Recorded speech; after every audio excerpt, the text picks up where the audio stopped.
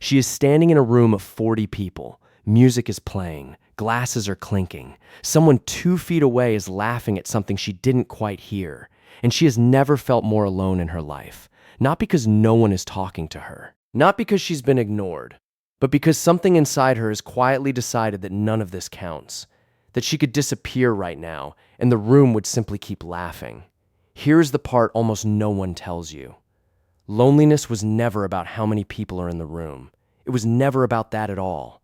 Most people assume loneliness is simple math. Fewer people around you, more lonely you feel. More people around you, less lonely you feel.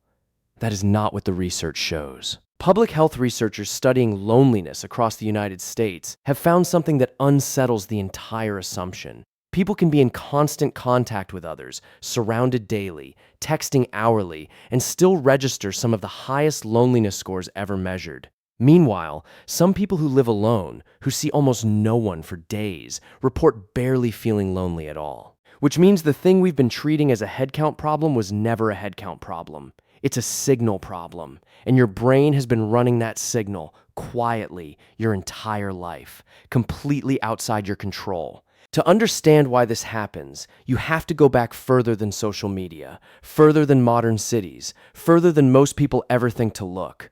For nearly all of human history, being separated from your group didn't just feel bad, it was a death sentence. A human alone in the wilderness had no one to watch their back at night, no one to help fight off a predator, no one to share food during scarcity. So evolution did something extremely clever. It built loneliness as an alarm, not an emotion. A survival mechanism designed to feel unbearable on purpose, so unbearable that it would force a person back toward the group before it was too late. That alarm still exists. It still runs in your brain today, in a full room, in a city of 8 million people. Because your nervous system isn't measuring how many humans are nearby. It's measuring something else entirely. It's measuring whether you feel safe among them. Here is where it gets strange. Researchers studying social bonding have found that the brain doesn't register connection through physical presence. It registers connection through something called mutual attentiveness. Being truly seen, responded to, and understood by even one person. Without that, a crowd is just noise. Biologically, your nervous system can be surrounded by 40 people and still detect 0 signals of belonging, because none of those 40 people are actually attuned to you.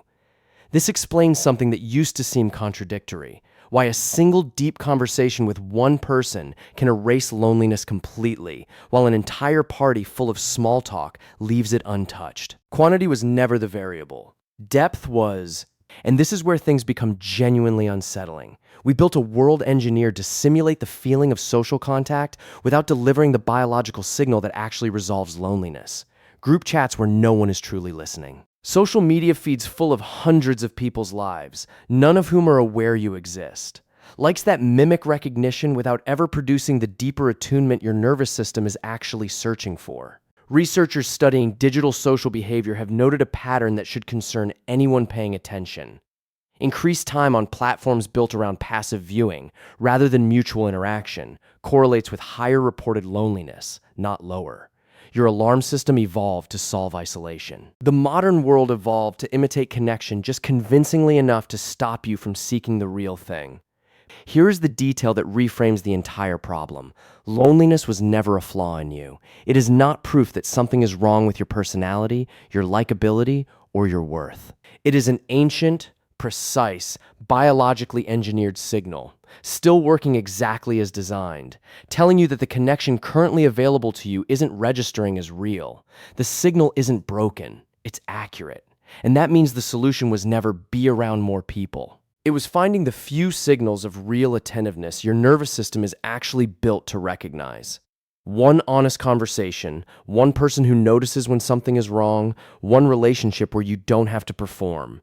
Somewhere tonight, someone is standing in a crowded room, surrounded by people, feeling completely invisible. It is not weakness. It is not a personal failure. It is one of the oldest alarms the human brain has ever built, still ringing faithfully in a world that has learned to look like connection without ever quite being it. Maybe the real question was never, why do I feel alone in a crowd? Maybe it was always this, who, in this room, actually sees me?